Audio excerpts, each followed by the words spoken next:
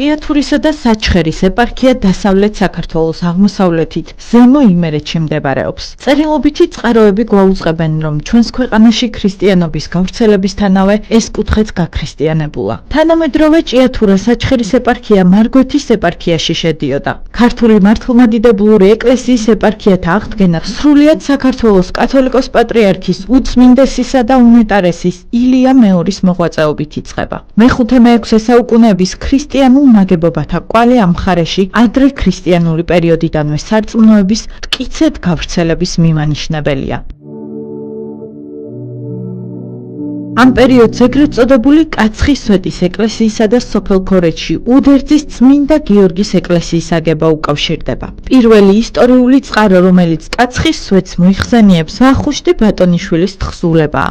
ხრამსა შინაარს კლდე აყვანილი ვითარცა სვეტი ფრიად მაღალი, მისი კლდის თხემზედ არის ეკლესია მცირე, არამედ ვერღარა აღვალს კაცი არცა უწყიან ხელოვნება აღსვლისა.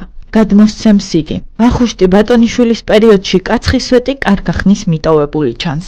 კაცხის სვეტი უძველესი დროიდან იქცევდა ადამიანების ყურადღებას. ქრისტიანობამდე სვეტი წარმართული კულტის, ნაყოფიერების ღვთაების დანიშნულებას ასრულებდა. ქრისტიანობის სახელმწიფო რელიგიად გამოცხადების შემდეგ სვეტი წარმართულ ღვთაებათა პანთეონს სამუდამოდ გამოეყო. ამას ადასტურებს სვეტის ძირში გამოკვეთილი ბოლნური ტიპის ჯვარი, რომელიც არაუგვიანეს მე-6 საუკუნით თარიღდება. 2007 წლიდან კულტურული მემკვიდრეობის დაცვისა და გადარჩენის ფონდის დაფინანსებით დაიწყო სვეტზე არსებული ნაგებობის სარეაბილიტაციო სამუშაოები.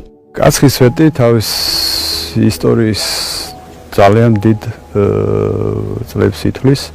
დაახლოებით ყველაზე ძველი ნიშანი ჩვენ რაც გვაქვს მონასტერში, ეს არის სვეტის ძირში გამოკვეთილი ბოლნური ჯვარი, რომელსაც მე-6 საუკუნით ათარიღებენ. სვეტი ბუნებრივი წარმონაქმნია.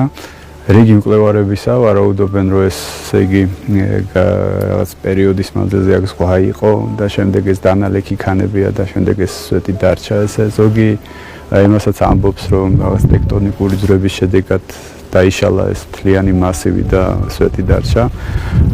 სენაკი არის ტაძარი, იქ ასევე იყო ქვევრები,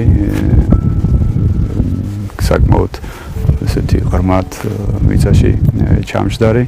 ასევე სვეტს უკან ამ მხრიდან აქვს გამოქვაბული და ვარაუდობენ, რომ ამ გამოქვაბულს იყენებდნენ მამების საცხოვრებლად, სანამ აი ეს პირობები შეექმნებოდათ, რადგან აღმოჩენილია ქვა სვეტზე წარწერით, რომ რაღაც გიორგი მაშენებელმა ავაშენეს სამი სახლი, სადიდებელად ღვთისა და შესაწევნელად დაყუდებულთა მსახურთა მისთ. ქვედა ტაძარი მე-12 საუკუნით თარიღდება დაახლოებით და არის წმინდა სვიმეონ მესოტის სახელობის, ასევე მონასტერიც წმინდა სვიმეონ მესოტის სახელობის არის და ეს ტაძარი აღნიშნებ მე-12 საუკუნით არის დათარიღებული. 1997 წლიდან უკვე აქ მოდის პირველი მოსახლე ბერი მაქსიმე, რომელიც ნელ-ნელა იწყებს მონასტრის გაცოცხლებისთვის დაუცხრომელ შრომას და მზრუნველობას. შემდეგ აღდგა ტაძრები, აშენდა სენაკები, ძალიან დიდი მხარში დგომა და დახმარება აღმოუჩინა მოსახლეობამ. კაცხის სვეტი ტექტონიკური ძვრების შედეგად წარმოქმნილ კლდოვან მასას წარმოადგენს და როგორც განსაკუთრებული ბუნებრივი წარმონაქმნი წითელ წიგნშია შეტანილი. სვეტი დაახლოებით 40-45 მეტრის სიმაღლისაა, ხოლო მისი სწორკუთხედი ფორმის თხემის ფართობი დაახლოებით 150 კვადრატულ მეტრს შეადგენს. ამჟამად მაქსიმე აღმსარებლის სახელობის ეკლესია მდებარეობს სვეტის თხემის უკიდურეს სამხრეთ აღმოსავლეთ კუთხეში. ეს არის მცირე დარბაზული ნაგებობა, რომელიც ნანგრევების სახით იყო შემორჩენილი. აქ დიდ თოვლობისა და რთული ზამთრის მიუხედავად მუდმივად ცხოვრობს 8 ბერმონაზონი. სამანქანო გზა თოვლმა ჩახერგა და მათ ადამიანებთან კომუნიკაციისა და საკვების მოსამარაგებლად გრძელი და რთული გზის ფეხით გავაუწევთ. ბერების ძირითადი შემოსწავლის წყარო მეურნეობა. მონასტრის კარი მუდამ ღიაა მათთვის, ვინც საკუთარი თავის პოვნას უფლის წიაღში ცდილობს. იმერეთის ეს უნიკალური ძეგლი მთელს მსოფლიოშია ცნობილი. აქ მცხოვრებ ბერ-მონაზვნებს კარგად აქვთ გაცნობიერებული, რომ ასეთ უნიკალურ და მადლმოსილ ადგილას უწევთ ცხოვრება და თავადაც ცდილობენ მადლი გარშემომყოფთ გაუზიარონ. ახლობით 1-6 წლის წინ უწმინდესის კურთხევით სვეტზე ასვლა აიკრძალა და მხოლოდ მონასტრის წევრებისთვის არის შემოსილი წევრებისთვის ნებადართული და მსახურებისთვის. მსახურებებს ვატარებთ ზევით ბარაკლისებს ხდით კვირაში 3-ჯერ ვცდილობთ წირვა კვირაში ერთხელ ჩავატაროთ.